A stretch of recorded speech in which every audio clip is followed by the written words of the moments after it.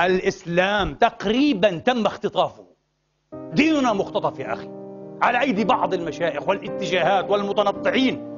ديننا هذا الآن بدأ يخرج جيلا. أنا أقول لكم أنا مرعوب، وقلت هذا أكثر من مرة، وما عدت واثقا بمن أرى من المسلمين أنهم طيبون ورحيمون وجيدون. أسأل الله أن يكونوا أحسن مما أظن وأحسن مما أتشائم، لكن بدأ يبدو لي أنهم طيبون ووادعون كذا لأنهم مكبوتون، لأنهم في قوة القانون، في قوة الدول.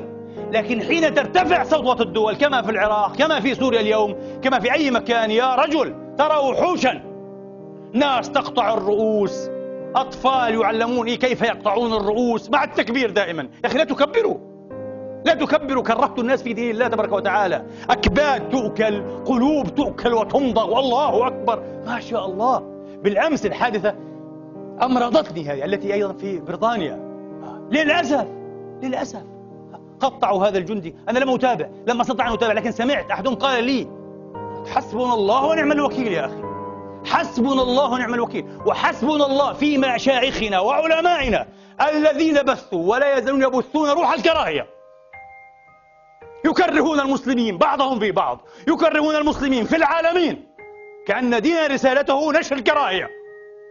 هؤلاء ملاعين، هؤلاء صليبيون، هؤلاء مش عارف ايه، هؤلاء أعداء الله، هؤلاء الكفار، نحن ما شاء الله نحن أصبحنا لا نرى أحدا، نحتقر عباد الله، نحتقر البشرية من عند آخرها. أصبحنا أكفر الناس بالنعم،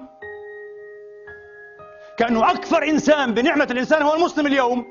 تعيش في ظلهم أيها الإخوة، سواء في بريطانيا، في ألمانيا، في جهنم، في أي مكان تعيش في ظلهم، تأخذ الأمان، تأخذ النقود، تأكل من أموال ضرائبهم، ثم بعد ذلك كفار.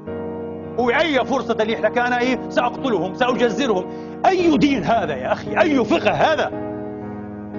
لذلك لابد أن أعقد خطبة صارخة نارية أسميها أيها الإخوة فقه الجريمة، فقه الإجرام. أيها الإخوة هذا فقه إجرام.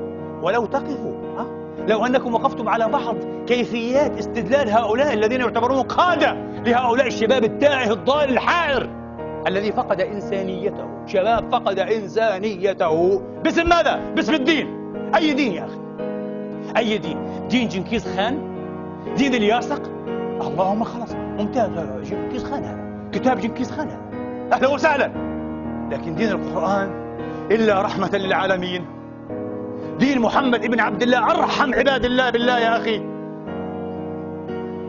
نسينا محمدا وماذا فعل محمد؟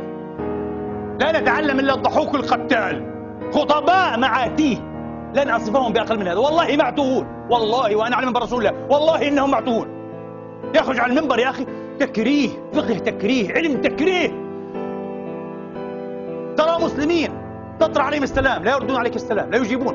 من أنت؟ يحتقرونك لأنك ربما تلبس بدلة، لحيتك ليست إلى السرة أو شيء غريب يا رجل. ما هذه الأمة؟ ما هذا الجنون الذي نحن فيه؟ وانتظروا فقط كما قلت لكم أن ترتفع أو تنفرج قليلا، تخف قبضة السلطة في أي مكان عن هؤلاء المسلمين حتى تروا ماذا يفعل بعضهم ببعض. القتل والذبح وأكل الأكباد والقلوب والإجرام. والله أكبر، والله أكبر، الله أكبر عليكم، الله أكبر عليكم وعلى هذا الفقه وعلى هذه الطريقة. اللهم إنا نبرأ إليك من هؤلاء ونسألك الهداية لهم وأن تسلك بهم سبيل المحسنين، فقد أساءوا إلى أنفسهم وإلى الدين، أساءوا إلى الدين وإلينا وإلى محمد رسول رب العالمين. والله أساءوا إلينا كثيرا، أساءوا إلى دين محمد يا إخواني. إحنا الحمد لله عايشين هنا في أوروبا وادعين مطمئنين موفورين بفضل الله، والله العظيم لا يعتدى علينا لا من سلطة ولا من شعب. الشعب الكافر، السلطة الكافرة، الملايين،